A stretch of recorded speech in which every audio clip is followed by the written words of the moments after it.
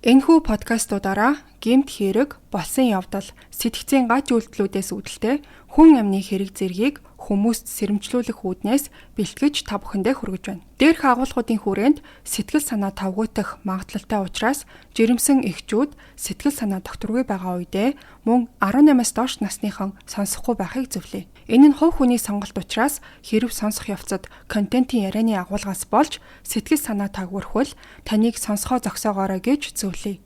Crime Station Podcast.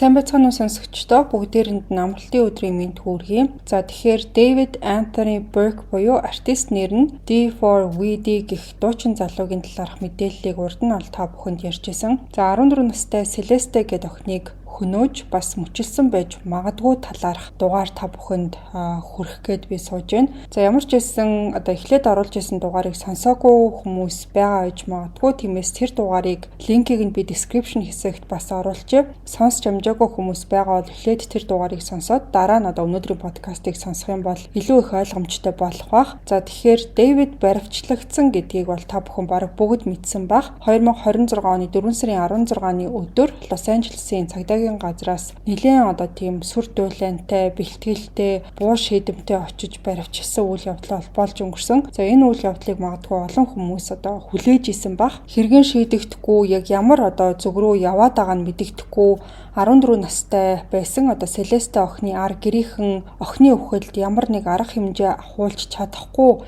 энэ хүртэл бол хүлээсэн бах. За тэгээ сүүлд гарсан хидэн маш эвгүй мэдээллүүдийг та бүхэнд өнөөдөр би хүргэх болно. За энэ удаагийн дугаарыг эвгүй зүйл сонсоод мартаж чаддаггүй, сэтгэл санааны хувьд эмзэг байгаа бол ерөөсөө сонсоод хэрэггүй гэж зөвлөмөр байна. Маш их деталь тийм аимшигтай мэдээллүүд яригдах болно. Яг энэ удаад та бүхэнд хүргэж байгаа мэдээлэл хүртэл энэ Дэвид гээд залуугийн үйлдэлсэн байж магадгүй гээд байгаа хэргийг бүр ийм амар төвшөнд байсан гэж төсөөлөөгүй болохоор надад ч ихсэн ярихад тийм айгүй хүнд дугаар санагцсан. Задлан шинжилгээний тайлан нь ерөнхийдөө олон нийтэд нээлттэй болцсон байгаа юм билэ. Тэрийг нь бол уншаад айгүй тийм эвгүй санагдсан. Ерөнхийдөө энэ мэдээлэл хэдэн сарын турш нууцлаг байдалтай байсан. Гэхдээ дотор нь бол тийм дэлгэрэнгүй маш олон мэдээлэл багтсан байгаа юм билээ. Тэгээ энэхүү аимшигтай дүгнэлт тайлан ерөнхийдөө яллагч тал бас өмгөөллийн талын аль алинд нь бол маш тийм чухал баримт болохоор тийм нэг зүйл болцоод байгаа. За тэгэхээр бидний урд нь сонсч ирсэнчлэн 14 настай Celeste Rivas Hernandez гэдэг охины цогцос 2025 оны 9 сарын 8-нд Дэвидийн нэрээр бүртгэлтэй Tesla машины урт талын ачааны хэсгээс бол олдсон байгаа. За охины биеийг бол хэсэгчилж мөчлөөд тухайн машинд нэлээд удчихсан байдалтай ахт нь олсон. Тэгээ мэдээж машин эзэмшигчийн мэдээллийг нь хайж үзсэн чинь David Anthony Burke-ийнх болох нь тогтоогдсон юм байна. Яг тухайн үеэр David бол алдрын ерөнхийдөө оргилдоо бараг хүрчээсэн гэж хэлж болно. Ерөнхийдөө аялан тоглолтоо хийж эхлэх гээд тасалбарууд нь бүгд зарагдаад дууссан. За тэгээ шагнал энтер аваад брэндүүдтэй дийл хийцэн тийм байдалтай байсан. За энэ бүхний эргэн тойронд бол маш эвгүй гэмээр мэдээллүүд бас тарж ирсэн нь юу байсан гэхээр Withered гээд тоглолтынх нь уур амьсгал бол бүхэлдээ тийм авс, буулш, цус, оршуулга гэх мэт хаа сайгүй цус цацагдсан ч юм уу, цуснд нэвчсэн ч юм уу, өөрийгөө тэгээд ерөнхийдөө цуврал алуурчин гэж дүрсэлсэн тийм дүр төрхтэй тоглолтуудыг хийж исэн байгаа. Romantic homicide буюу романтик хүн амны хэрэг гэсэн нэртэй тийм дуу нь бас нэлээд хил ам дагуулсан. За магадгүй энэ дуутай аллах нь холбоотой юу? За энэ дууны утга агуулга За энэ дууны үг гэсэн үг штэ. Шүүх хуралд ашиглагдах уу? За эсвэл зүгээр л одоо уран бүтээлч хүний үүднээс ийм дуу гаргасан уу гэх мэт янз бүрийн талаас нь сэтгүүлчид дүгнэж ярьсан байсан. За ямар ч байсан хуульчдын үдснээр бол эцсийн шийдвэрийг шүүгч гаргана. За тангарахтны шүүх Romantic Homicide гэсэн энэ дууны үгийг нотлох баримт болгож авч үзэх хэсгийг бол шийдэх юм байна. За тэгэхээр уран бүтээлч хүний дууны үгийг ингээд прокурорууд шүүх хурал дээр нотлох баримт болгож ашиглаж болох уугүй юу гэдэг том асуулт гарч ирж байгаа гэсэн. Урд нь бол ерөнхийдөө иймэрхүү төрлийн кейс сонсож байгаагүй болохоор ер нь их хачирхалтай санагдсан. Хэрэв үнэхээр ингээд дууны үгийг шууд утгаар нь хүлээж авах юм бол нэлээд тийм эвгүй нотлох баримтын тоонд бас орох байх. За хэрэг болох үеэр Дэвид бол 20 настай, харин Селесте болохоор 14 настай буюу одоогийн насанд хүрээгүй байсан. Ерөнхийдөө урдны одоо амьдралын хэв маягаас нь харахад бол энэ хоёр дор хаяж одоо 1 жилийн турш одоо хоорондоо харилцаатай байсан юм шиг харагддаг. За Селестегийн зургнууд Мерсер одоо ингээд тоглолтын тайзны ард ч гэсэн харагдчихсэн. Бас одоо ингээд хамт авахулсан зургнууд, хамт хийсэн лайв бичлэг гэх мэт ил болон далд тийм харилцаатай байсан гэдэг нь бол тодорхой байсан. За Селесте Дэвидтэй уулзахын тулд гэрээсээ хэд хэдэн удаа цухтааж эцэстээ тэгээд харамсалтай нь одоо амнасаа алдсан. За мөчлүүлсэн бас ялзрал явагдсан биеийг нь олсноос хойш мөрдөн шалгах ажиллагаа үндсэндээ бол эхэлсэн юм байна. За ер нь бол энэ хэрэг дээр ахиц гарахгүй нэлээд удсан гэж хэлж болно. Та нар ч гэсэн одоо энэ хэргийг одоо яасан болоо гэж бодож исэн байх. Гэхдээ хууль сахиулагчид энэ хэрэг дээр ажиллаад Дэвидийн дуу бичлэгийн компани нэг удирдах ажилтныг гэрчээр дуудсан чинь мэдүүлэг өгөхөөс тэр хүн бол татгалцсан юм билээ. За яг хөө ингээд одоо Холливуудын медиа салбарын удирдлагуудын талаар хүмүүс угаасаа муу амтай байдаг. Тэрийг ингээд баталж байгаа юм шиг ямар тач цагдаа нарын мөрдлөгийн ажилд нь мэдээлэл өгөх эсвэл хамтарч ажиллахаас татгалзаад ингээд өнгөрсөн юм байна. За бас Дэвидийн гэр бүлийнхэн ойр тойрных нь хүмүүсээс заримыг нь гэрчээр дуудсан. За тэд нар очиж уулзсан уу? Одоо ямар үр дүн гарсан гэдэг нь одоогоор бол тодорхойгүй байгаа. Магадгүй нэлээд тийм эвгүй сэжвэрүүд бас одоо гарч ирсэн байх. За баривчлагдах хэмжээний түвшинд одоо ингээд хүрчихсэн гэхээр ямар нэг байдлаар хөдлөшгүй нотлох баримттай болсныхоо дараа тэрэн дээрээ одоо ингээд үндэслээд цагдаа нар бол ингээд аль бие усаар баривчлсан байгаа байх. За тэгэхээр энэ бүх зүйл баг чимээгүй ингээд одоо бидний сонорт хүрэхгүйгээр хөшигний ард ингээд үргэлжилж исэн гэсэн үг. 2026 оны 4 сарын 16-нд Лос Анжелесын цагдаагийн хилцээс нэг ийм одоо мэдээллийг бол гаргасан. Хүн амныг гэмт хэрэгтэй тэмцэх хилцсийн мөрдөгчд Лос Анжелес хотын оршин суугч 21 настай Дэвид Антони Беркийг Селесте Ривас Хернандесийн амь насыг хөнөөсөн хэрэгээр баривчлаа. Ноён Дэвид Беркийг ямар нэг барьцаагүйгээр хорих шийдвэр гаргасан гэсэн ийм зүйлийг бол хэвлэлийн баг хурлын үеэр мэдэгдсэн байгаа. За тэгээд яг баривчлагдах үеэр бол нэлээд тийм сүр дулаантай одоо цагдаа нар очсон юм билээ. Баахан одоо ингээл буу энтер барьцсан цагдаа нар бол гэрийг нь одоо бүсэлж зогсоод чамд зүхтах гарц байхгүй, зүхтах гэж оролдох эсвэл эсэргүүцэх юм бол чамайг тэр дор нь буулгаж аавна. Чи буцаад босч ирэхгүй шүү. Эсэргүүцэх гэж оролдоод хэрэггүй гэж мэдээлэл өгч байсан. За хуршүүдэн ч гэсэн одоо энэ яриаг нь бол тэр чигтэн сонсцсон. За зарим нэг хүмүүс болохоор одоо уцаа гаргаж ирээд бичлэг энтер бас хийчихсэн байсан. За тэгээд Дэвид болохоор ямар нэг юм бололгүй, эрсдэл гаргалгүй шууд баригдсан. Цагдаа нар бүр нохой сул тавхад ч гэсэн бэлэн байдалтай байж байгаад ингээд 17 цагийн үед бариад бол авч явсан. За ерөнхийдөө бол хэрэг гарснаас хойш Дэвид нуугдмал байдалтай байсан. Интернетээр түүнийг одоо ингээд баахан кино үзэж цагийг өнгөрөөж исэн гэсэн мэдээлэл бас явж илээ. Letterboxd гэсэн аккаунт хэрвээ Дэвид мөн байх юм бол үзсэн одоо кинонуудаа од энтер өгөөд нэлээд олон кино үзсэн гэсэн байсан. За тэгээ Дэвидийг болохоор Лос Анжелесын Twin Tower гэдэг нэртэй хорих ангид 22 цаг 12 минутанд бүртгэж одоо хорьсон. Урдны дугаараар яригдчихсэн одоо нөө эцэг гэхээ хөнөөсөн гэдээсэн Rick Reiner гээд залуу бас энэ шоронд хоригдож байгаа юм байна. За тэгээд Дэвидийг болохоор олонний танил гэдэг утгаар бусад хоригдлуудаас тусгаарлаж хорьсон байгаа юм байна. За тэгээд энэ явдал болсон даруйд Дэвидийн өмгөөлөгчд нь баригдсанаас одоо 1 хоногийн дараа буюу 4 сарын 16-нд мэдээлэл гаргасан. За түүний өмгөөллийн багийг бол бас нэлээд тийм хүчтэй баг гэсэн билээ. За тэдний зүгээс юу гэж мэдээлэл гаргасан бэ гэхээр энэ хэрэг дээрх тодорхой нотлох баримтууд Дэвид Селестег алсан биш, бас түүний үхлийн шалтгаантай холбоогүй гэдгийг харуулах болно. Энэ хэрэгт ямар ч тангарагтны шүүх яллах дүгнэлт гаргаагүй, бас ямар ч эрүүгийн гомдол гаргаагүй. Дэвидийг зөвхөн с сэжигтнээр сатуулсан бид түүний гин буруугүй гэдгийг хүчтэй хамгаалах болно гэж ийм мэдээллийг бол гаргасан байна. Ерөнхийд нь ингээд базаад харахад баг прокуроруудыг та нар ингээд тоглоод байгаа мó? Манай үйлчлүүлэгч энэ хэрэгтэй ямар ч хамааралгүй гэсэн тиймэрхүү утгатай зүйлийг хэлсэн байгаа. Гэхдээ хэлсэн зүйл нь бол 3 хоногийн дараа тэр чигтээ өөрчлөгдсөн.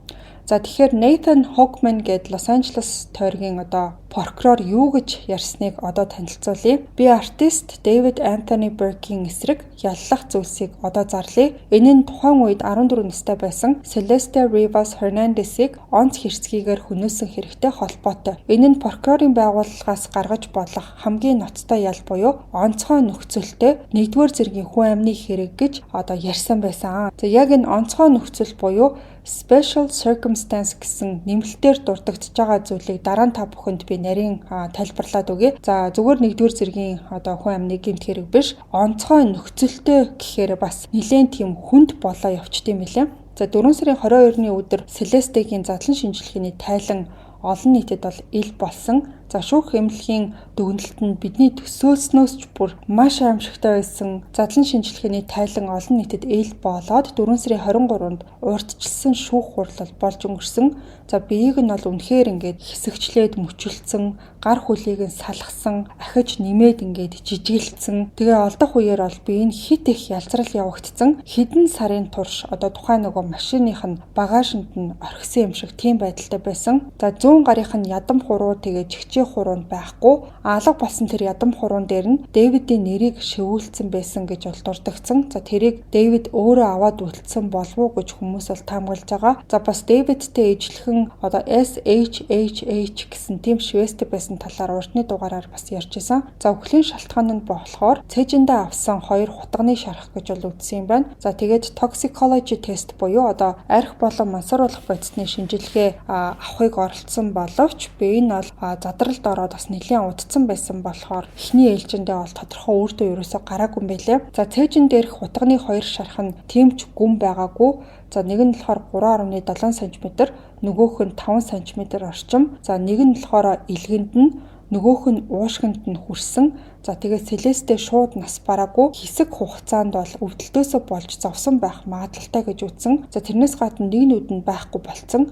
За энийг яг уу ингээд задарлаас болоод алга болсон байж болно гэж үзэж байгаа ч гэсэн хэрвээ санаатаагаар авсан бол бас л хүний санаанд багтахааргүй сонсогдсон. За мэрэгчлэтнүүдийн дүгнснээр бол алуурчин маш их уур хилэнгээр дайрч хутгалсан биш, харин нарийн тооцоолж үйлдсэн юм шиг харагдаж гисэн байлаа. За ерөнхийдөө бол цуврал алуурчны төвшөнд дөххүүц хэмжээний аллага гэж тооцогдож байгаа юм байна. Ингээд ийм байдалтай Celeste-гийн цогцос олдсноос бүхэл бүтэн 7 сарын дараа баривчлах хангалттай үндслэл бүрдсэн гэж үзээд Дэвидийг бол ингээд барьсан байгаа. За задлан шинжилгээний дэлгэрэнгүй тайланг дугаарын сүүл хэсгээр би бас нэмж ярина. За Дэвидийн эсрэг гаргасан гомдолд дурдсанаар бол 2025 оны 4 сарын 23-ны орчим Celeste-гийн гэр бүлийнхэн түүнийг бол сургаггүй алга болсон гэж цагдаад мэдүүлж бүртгүүлсэн. За тэгээ тэр үеэр буюу 25 оны 4 сард Дэвид нэг тийм нууцлаг цөлөрхөг газар руу явж хідэн цаг байж агаад буцаж ирсэн гэсэн мэдээлэл бас байгаа юм байна. Тэгэхээр хөнгүү тийм цөл газар бас юу хийж исэн гэсэн асуулт хүртэл хариулт аваагүй хэвээр байгаа. За Дэвидийн эсрэг гомдолд болохоор аллагыг санаатаагаар үйлдсэн, санхүүгийн ашиг олох зорилготой байсан, бас хохирогч өөр нэг гэмт хэргийн гэрч байсан болохоор өөрөөр хэлэх юм бол ингээд Celeste Дэвидийн өөр үйлдэжсэн хэргийг мэддэг байсан болохоор хурж ирэхийг нь хүлээж агаад дараа нь алсан гэж дурдсан байсан. За энэ хэсэг бол нэлээд тийм сонирхолтой байсан. Ингээд отож хүлээж исэн буюу ингээд lying in wait гэсэн тийм үг хэллэг ашиглагдсан байсан. За тэр нь юу вэ гэхээр Дэвид Celeste-г гэрлүүгээ дуудсан байгаа. Тэгээ ерөнхийдөө бол ална гэсэн бодолтой эрхийг нь хүлээж агаад дараа нь алсан байж магадгүй гэсэн таамаг байгаад байгаа. Тэгэхээр саяын дурддагдсан отож хүлээх гэдэг үг нь үндсэндээ бол түрүүний яригдчихсэн онцгой нөхцөл гэдэгтэй ордын юм байна. За special circumstance буюу ингээд онцгой нөхцөлтэй 1-р зэргийн хүн амны гэмт хэрэг гэж зүүлчилж ангилахаараа ялын хамгийн дээд хэмжээ буюу бүх насаар нь хорих эсвэл цаазаар авах ял гэсэн ийм ял шийтгэл оногдох хуультай байдаг юм байна. За За прокурорын зүгээс бас насанд хүрээгүй хүүхэдтэй холбоотой тийм бэлгийн харилцааны шинжтэй үйлдэлүүдийн талаар бол ярьсан. За тэгэхээр Дэвидийн хувьд яаж ч ингээд одоо тийчлэлээ гэсэн, яаж ч сайн өмгөөлөгчтэй байлаа гэсэн байдал бол нэлээд тийм эвгүй тал руугаа хазаацсан гэдг нь тодорхой байгаа гэсэн үг. За Селесте бол анх ингээд Дэвидтэй танилцах үеэрээ 12 настай байсан байж магадгүй гэж үзэж байгаа юм билээ. Тэгэхээр наандаж насанд хүрээгүй хүүхэдтэй бэлгийн харилцаанд орсон гэсэн нэмэлт зүйл ангич гэсэн түүнийг бол хүлээж байгаа. За тэгээд прокурорын хэлснээр эдгээр зүйлсийг эргэлзээгүйгээр батлахын тулд бид шүүх танхимд бие махбодын шүүх шинжилгээний бас дижитал нотлох баримтуудыг танилцуулах болно гэж хэлсэн. За дижитал нотлох баримт гэхээр хоорондоо ингээд холбогдчихсэн чатууд, дуудлагууд, хаашаа явсан, за гэмт хэрэг гарах үеэр Дэвид бас хохирогч ямар газар байсан, юу үзэж харж ирсэн, за хинтээ харьцаж ирсэн гэх мэт одоо үед бол ингээд хамгийн чухал нотлох баримт болохоор зүйлүүдийг хилээд байгаа. За тэгээд Nathan Hochman гээд прокурорын хэлснээр бол тухайн нотлох баримтууд ихэнх нь сүүлийн хэдэн сарын турш явуулсан мөрдөн байцаах ажиллагаанд нь мэдээлэл өгсөн гэрчүүд бас дижитал улмөрүүд хамгийн гол нотлохоо болох магадлал гэж харагдж байгаа талаар бол дурдсан байсан. Подкастын маань ерөнхий ивент тэтгэгч Skin Farm Clinic Мессен бус арьс гоо цэцлийн эмнэлэг эдгээр нь та бүхэн аль хэдийнэ мэддэг болсон баг. За энэ чиглэлээрээ 15 жилийн туршлагатай эмчнэр ажилладаг гэдгээрээ бас онцлог байгаа. Та бүхэн өөрийн арьсны асуудлаа шийдэх хүсэлтэй байгаа бол ямар ч тач цагаа товлоод үнгүй зөвлөгөө аваад үзээрэй. Арьс бол зүгээр л нэг харагдах үзэмж гэхээсээ илүү таны өөртөө итгэх итгэлийн илэрхийлэл болж өгч идэг. Тиймээс арьсны асуудлаа шийдэх мэрэгжлийн газар хайж байгаа бол Skin Farm Clinic-ийн сошиал хуудасаар зочлоод үзээрэй. Бас нэг таатай зүйл дуулгахад таны анхны гоо сайхны эмчилгээ үйлчилгээ болгон дээр 20% хөнгөлөх юм байлаа шүү. Description хэсэгт дэлгэрэнгүй мэдээллийг оруулсан байгаа. За түрүүнд дурдчихсэн санхүүгийн ашиг олох зорилго гэдгийг та нар ойлгоогүй байж магадгүй. За Дэвидийн карьер нь бол асар хурдтай өсөж исэн, хид хідэн хийт дуутай болцсон. За зөвхөн Америк гэлтгүй дэлхийд даяар сонсдог хүмүүс ихтэй болцсон байсан. За тоглолтын тасалбарууд нь бол дууссан. Тэгээд Европын орнуудаар бас нөгөө тоглолтоо хийх гэсэн юм байлаа. За тэгэхээр мэдээж асар их хэмжээний мөнгө орж ирж исэн гэдэг нь бол угаасаа гарцаагүй.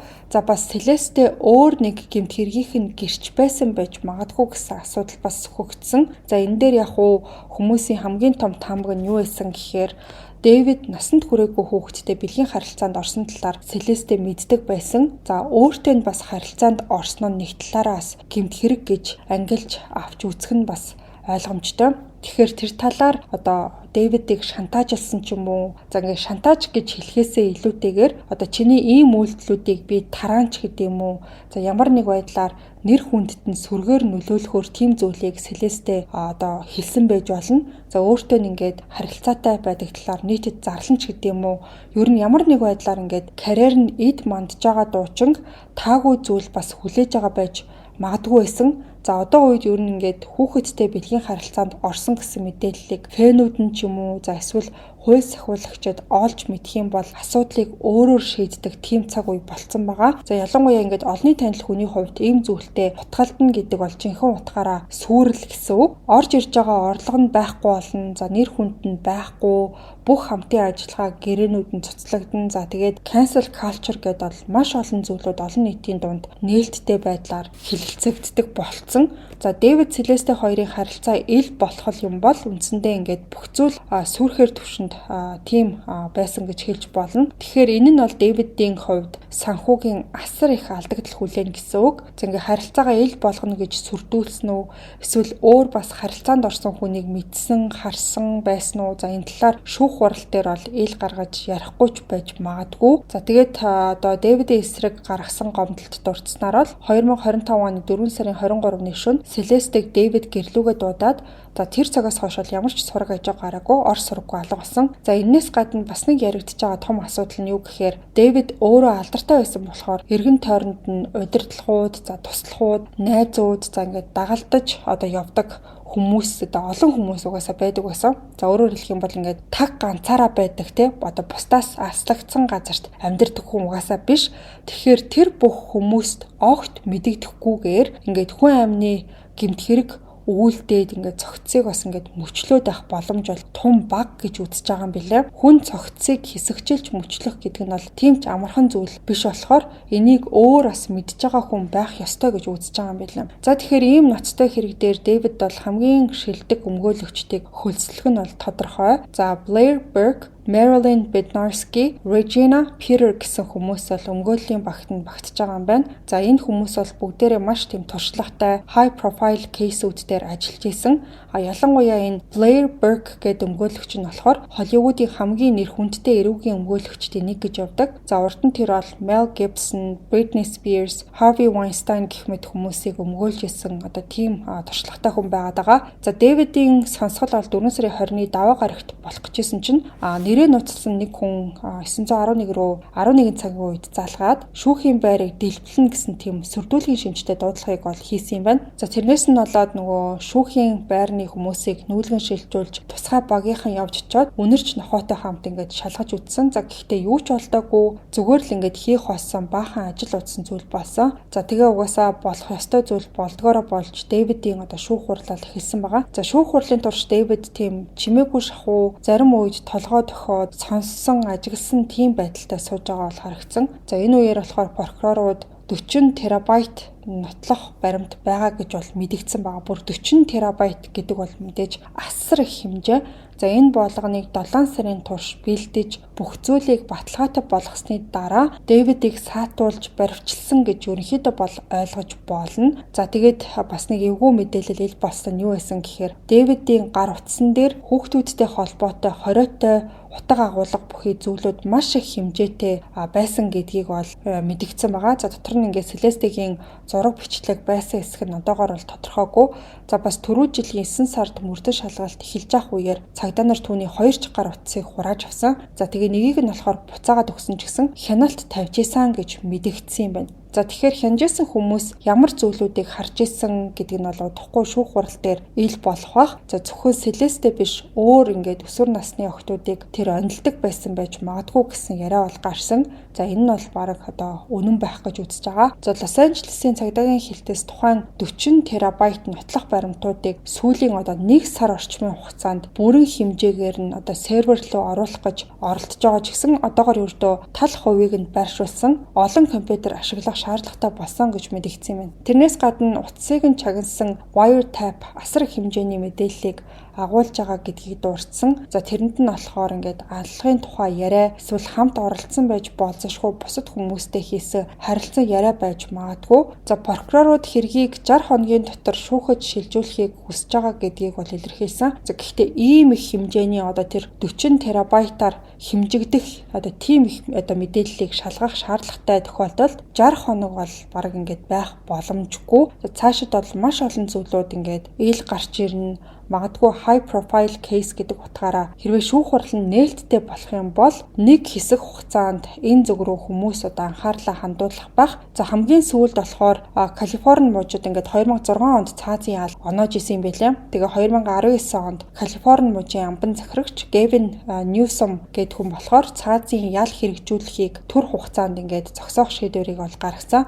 Тэгэхээр шийдвэр нь хизээ цуцлагдах нь тодорхойгүй байгаа учраас Дэвид цаазаар ахуулах ял сонсох магадлал ерөнхийдөө бол бага гэж үзэж байгаа юм байлээ. Тэгэхээр хамгийн хүнд ял нь болохоор ингээд бүх насаараа шоронд суух ял байж магадгүй байгаа юм байна. За тэгэхээр одоо та бүхэнд шүүх эмнэлгийн задлан шинжилгээний дүгнэлтийг нэлээд тийм дэлгэрэнгүй байдлаар ярьж өгье. За энэ тайланд бол мэрэгжлийн үг хэллэг маш их агуулгдсан учраас зарим хэсэг ойлгомжгүй байх магадaltaй гэдгийг хэлэх нь бас зүйтэй байх. Гэхдээ би аль болох ойлгомжтой тайлбарлахыг хичээе.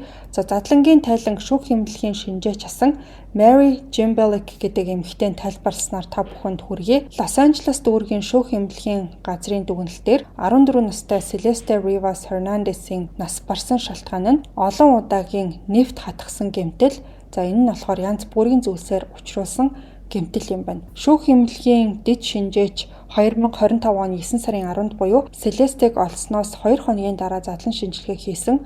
За өхлийн шалтгааныг 25 оны 12 сарын 9-нд албан ёсоор тогтоосон. Урд нь болохоор Лос Анжелесийн цагдаагийн газрын хүсэлтээр шүүхийн захирамж гараад тэгээд одоо энэ задлан шинжилгээний дүгнэлтийг нийтэд зарлахыг хориглож исэн юм байна. За ийм төрлийн мэдээлэл одоо ингээд тайлан дүгнэлт багтсан мэдээллийн ил тод байдал нь нийгэм дэх айдсыг бууруулах, зөв шийдвэр гаргах боломжийг олгоход чухал ач холбогдолтой. Ингэж мэдээллийг ил тод болгох нь зөвхөн хариуцлага тооцох тухай биш, бас нийгмийн шударга ёс урьдчилан сэргийлэхтэй холбоотой байдаг.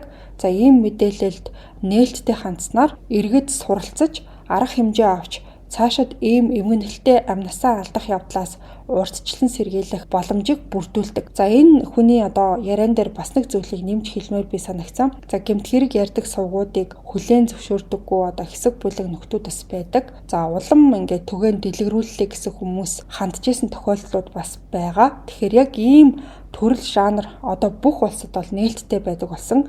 За манай улсад арай хожуу ингээд хүч төрж орж ирж байгаа ч гэсэн сэрэмжлүүлэх үүднээс бэлтгэдэг гэдгийг хүмүүс тэр болгон ингээд ойлгодоггүй.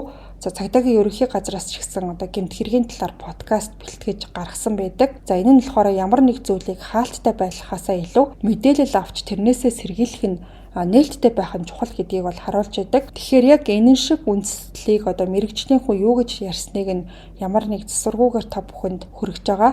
За ингээд хэрэг рүүгээ одоо буцаад оръё. За зарим тохиолдолд мөрдөн байцаалт эд явагдаж ах үеэр үхлийн шалтгаан болон бусад наривчилсан мэдээллийг нийтэд эд болгохыг хүсдэггүй. Яагаад гэхээр тухайн мэдээллийг зөвхөн алуурчин л мэдж авах боломжтой байдаг. Тэгэхээр зарим хэрэг дээр эхний үед бол ийм төрлийн мэдээллийг нууцлах нь ойлгомжтой. Хохирогч хэдэн сарын хэдэнд гэмтэл авсан нь тодорхойгүй, гэмтэл авсан газар нь тодорхойгүй, нас барсан гэж зарласан өдөр нь 2025 он 9 сарын 8-ны 11 цаг.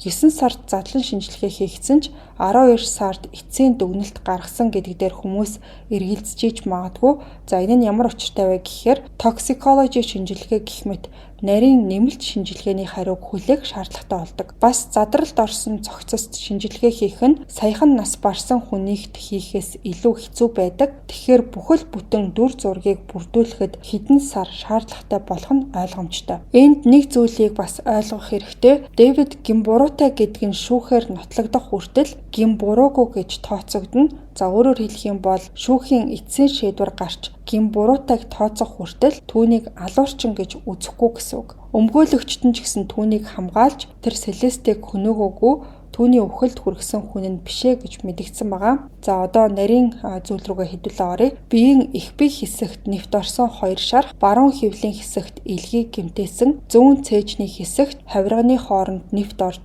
ойролцоох хавирганы гадаргууг гэмтээсэн, дээд болон доод мөч тасарсан. За энэ нь болохоор одоо ингээд хөл гарыг нь тасалсныг хэлж байгаа. Нэмээд олон тооны арсны гэмтлүүд харагдсан. Задлан шинжилгээ нь нас барснаас хойших их хэмжээний өөрчлөлтөөс шалтгаалж хязгаарлагдсан. За өөрөөр хэлэх юм бол ингээд яг зөв оновчтой дүгнэлт гаргыг гэхээр нас бараад нэлээд удчихсан байсан болохоор зарим зүйлсийг 100% оновчтой дүгнэхэд хэцүү байсан гэсэн үг. Элэгний эд дээр хийгдсэн шинжилгээгээр бага хэмжээний этанол илэрсэн. Энэ нь нас барсны дараах өөрчлөлт эсвэл хэрэглэнээс үүдэлтэй байж болох ч үхлийн шалтгаанд нөлөөлсөн гэж үзэхгүй.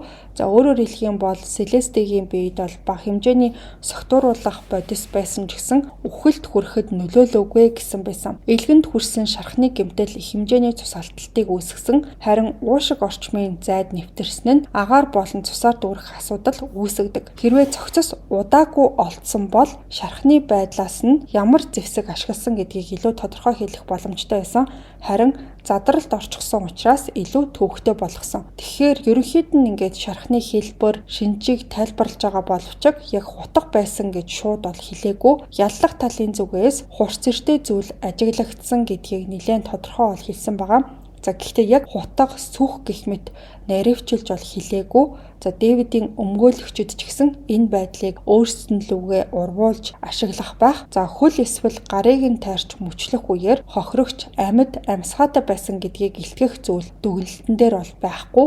Бас өөр хэсгүүдэд түүний шивээсний тухай ол дурдсан байсан. Үндсэндээ бол түүний хуран дээрх шивээс нь Селесте мөн гэдгийг тогтоох гол шинж тэмдэг болж өгч ийсэн. За бас тайланд бол нүдний өнгийг тодорхойлох боломжгүй гэж бичсэн байсан. За яагаад вэ гэхээр нас барсны дараах өөрчлөлтүүдтэй энэ нь бол холбоотой. За нас барсны дараа нүд агшиж хэлбэрээ алдах нь бол хэвийн үзэгдэл. Тэгэхээр нүдний өнгийг тодорхойлж чадахгүй байх нь ийм хэмжээний задарлын үед бол хэвийн гэж үздэг юм байна. Хохирогчийн жин нь бол 32 кг орчим байсан. За энэ нь бол нас барсны дараах задарлын явцад жин их хэмжээгээр буурдахтай холбоотой. Тэгэхээр энэ нь болохоор амьд байх үеийн жинг илэрхийлэх найдвартай үзүүлэлт бол биш гэж үздэг юм байна. За дээд болон доод мөчүүдийг огтлсон хэсгүүдийн гадаргуу дээр хөх өнгийн хуванцар материалын олон хэсгүүд шигдэж үлдсэн байсан. За энэ хэсгүүдийг бол шүүх эмнэлгийн криминалистууд цуглуулад нотлох баримтын хэсэг рүү шилжүүлсэн. За баруун гарын дээд мөчийг мөрнөөс 10 см орчим доош хэсгээр тасалсан. Зүүн гарын 4-5 дахь хурууг тайрсан. Баруун доод мөчийг буюу баруун хөлийг хоёр хэсэгт нь тасалсан. Нэг нь гуйны дээд хэсгээс 30 см орчимд, нөгөөх нь өсгийн доод хэсгээс 25 см орчимд. Зүүн хөлийг бас хоёр хэсэгт тасалсан. Нэг нь гуйны дээд хэсгээс 22 см орчим, нөгөөх нь өсгийн доод хэсгээс 38 см орчимд. Толгой хэсэг нь хэсэгчлэн ясчсан. Зүүнүүд байхгүй болсон. Зөөлөн идүүд шингэрсэн гэж тайланд бол дурдсан байсан. За мөчилсөн тохиолдолд шархны ирмэгийг ажиглах нь бол маш чухал байдаг. Ямар нэг багажны мөр ашигласан байж болзошгүй хөрөөний онцлог зэрэг нь бол чухал. За түнчлэн хөхөнгийн тийм жижиг хуванцар хэсгүүд илэрсэн гэдэг нь хэрэгэлсэн багажийг олоход тогтооход тодорхой сэжүүр өгч магадгүй. За бас бүх таслагдсан хэсгүүдийн ясны үзүүр дээр наривчилсан багажны мөрийн шинжилгээ хийх боломжтой байдаг юм байна. За ерөнхийд нь хэлэхэд бүх зүйл нэг дор байсан цогцыг болохоор хийсэн уутнуудтай ийш тийш тарааж хаяагүй байдалтай. Тийм болохоор ямар багаж ашигласан гэдгийг тогтооход бол хангалттай гэж үзэж байгаа. За тэгээд энд нэг зүйлийг дурдж хэлэхэд ихэнх ийм хэрэг хийсэн хүмүүс цогцыг мөчлөختөө үе мөчөөр нь таслахыг оролддог. За энэ нь бол илүү хялбар гэж боддог ч гэсэн яг үнэндээ үеэр таслах нь бол маш төвөгтэй. За харин өнөөдрийн яригдж байгаа хэргийн хувьд үеэр нь биш, өөр хэсгүүдээр нь сонгож тасласан нь тухайн хүний бодол сэтгэхүй, логикийн талаар тодорхой зүйлүүдийг хэлж гин гэсэн үг. За тэд бол цогцсыг багасгаад тодорхой хэмжээний зайд багтаахын тулд жижиг хэсгүүд болгож тасалсан гэж бол харагдсан. Тийм учраас хөлийг нэг биш 2 газараар нь тасалсан байсан. За энэ бүхнээс цааш бол зүгээр л цогцсыг нуух оролдлого гэж ойлгож болох юм байна. Нүд нь яагаад байхгүй болсон дээр тайлбар хэлэхэд үнэндээ алга болсон гэхээсээ илүү бүрэн устсан гэж хэлж болно. За тайланд бол энэ талаар нэг их зүйл дуртаагүй байсан. Дэлгэрэнгүй ерөнхийдөө бичээгүй байсан. Бас шавьчны талаар ч гэсэн бичигдээгүй. За энийг бол ихэвчлэн ялааны идэвхжилт гэж ярьдаг юм байна. Нас бие гүйцсэн ялаа чигтэй хэсгүүд дээр өндгөлдөг. Дараа нь тэр өндөгнүүд бол авгалтай өт болж өснө. Тэднэр нь болохоор томроод дараа нь дараагийн үе шатандаа орж үргэлжилдэг. За энэ нь бол өөрөө маш их гэмтлийг үүсгэж чаддсан байна. За яагаад гэхээр тэднэр бол идэж хайгчид.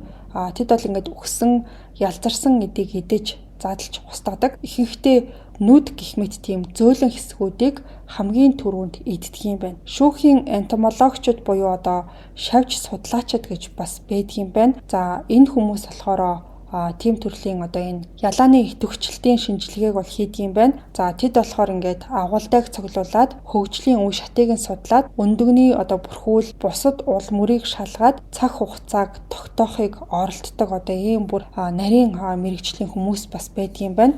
За тэгээ энэ зүйл нь болохоор маш тийм чухал мэдээллийг өгч чаддаг гэсэн байна. За одоо тэгэхээр хөрөгч эмэгтэй нөхөн үржихийн эрхтний тухай хэсэг рүү оръё. За умай хэвийн томроогүй дотор салстад гэмтэл цусаалталт байхгүй, өндгөвчний гуурсууд насандаа тохирсон байдалтай, бусад хэсгүүдэд гэмтэл бол илрээгүй.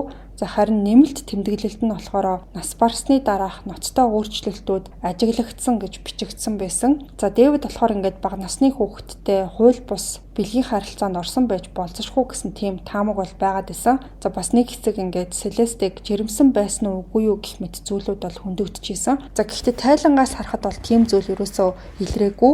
Тайланд умай хэвийн гэж тодорхой бол бичигдсэн байсан. жирэмсэн үед бол ингээд нөгөө томордгийн байна л та бас умаан дотор салстад жирэмслэлтийн шинж тэмдэг огт илрээгүй. За бэлэг эрхтний гадна хэсгийг бол задралд орсон эд гэж тайлбарлаж бичсэн байсан. Ингээд тайлангийн төгсгөл хэсэгт нь болохоор түүнийг олдох үеэрээ юу өмссөн байсан талаар бол бичсэн байсан. За тэр бол бие барьсан богино цамц, дотор хувцас, эртүүз, аймс өмссөн байсан.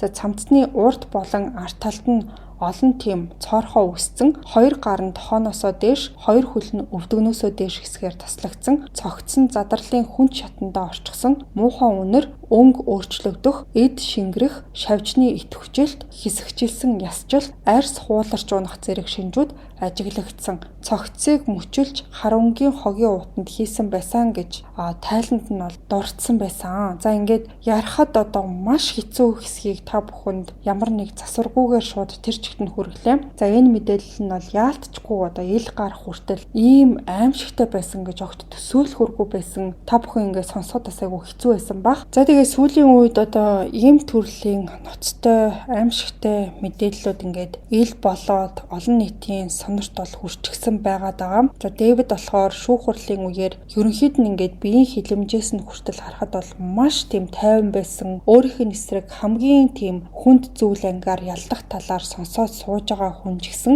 биеэ тийм хянсан, нэлээд өөртөө ихтэй байгаа бол харагдчихсан. Бас нэлээд тийм чадварлаг өмгөөлөгчд хөлсөлцөн байгаа болохоор бүх ялаас мулталж чадна гэсэн итгэлтэй байгаа юм шиг харагдчихсан. За Дэвидийг баривчилсан бас ялт тулгаж байгаа задлан шинжилгээний тайлан ил болгож байгаа явдал нь зөвхөн одоо эхлэл гэдгийг бас та бүхэн ойлгох хэрэгтэй. Дижитал нотлох баримт бас гэрчийн мэдүүлгүүдээс маш олон зүйлүүд илэрх нь бол ингээд аль хэдийнэ тодорхой болчихсон байгаа. Тэгэхээр дараагийн парт орох үгүйг одоохондоо би бол ерөөсө хэлж мэдэхгүй байна. Яг энэ дугаарыг бичих үеэр ч гэсэн одоо ингээд нэмэлт мэдээллүүд орцсон байгаа харагдчихлээ. За ингээд эцэст нь хэдүүлээ Дэвидийг одоо яг ямар гурван төрлийн ялт тулгасан байгааг дүгнээд харъя. За нэгдүгüүрт нь болохоор тусгай нөхцөл байдалтай нэгдүгээр зэргийн хүн амны хэрэг. За тусгай нөхцөл гэдэг нь ингээд нөгөө lying in wait буюу хохирогчийг отож хүлээж аваад алсан гэсэн тийм утгатай гэж та бүхэнд би тайлбарлаж хэлсэн. За хоёрдугаарт нь болохоор санхүүгийн ашиг сонирхлоос болж үйлдэгдсэн тусгай нөхцөл гэсэн байсан. За гуравдугаарт нь болохоор гэрчийг хөнөөсөн гэсэн ийм зүйл ангуудаар ялт тулгахаар болсон юм байна. За хэрэг цаашдаа илүү аимшигтай задаргаатай бас болж магадгүй. Одоогоор та бүхэнд цааш нь ярина гэж хэлэхэд бас айгүй хэцүү байгаад байна. Ямар тач би одоо өөртөө олдсон мэдээллүүдэд та бүхэнд хүргэлээ. За их сурвалжаа би болохоор Law and Crime гэдэг YouTube суваг байдаг. Тэрний Jesse Weber гэдэг сэтгүүлч залуугийн ярьснаар за мэрэгчлэнүүдтэй юу ярьж исэн, за юуг онцолж исэн гэдгийг нь ямар нэг засваргүйгээр ингээд хүргэлээ. За тухайн одоо суваг маань нэлээд тийм одоо бодит мэдээлэл дээрээс үндэслэж хүргэдэг болохоор тэр сувгаас ингээд авсан байгаа юм шүү. Ингээд ямар тач энэ удаагийн дугаартай хамт байсан нийт сонсогчдод баярлалаа. Тэгээ бүгдээрээ эрх мягмар гарагт эргээд уулзъя.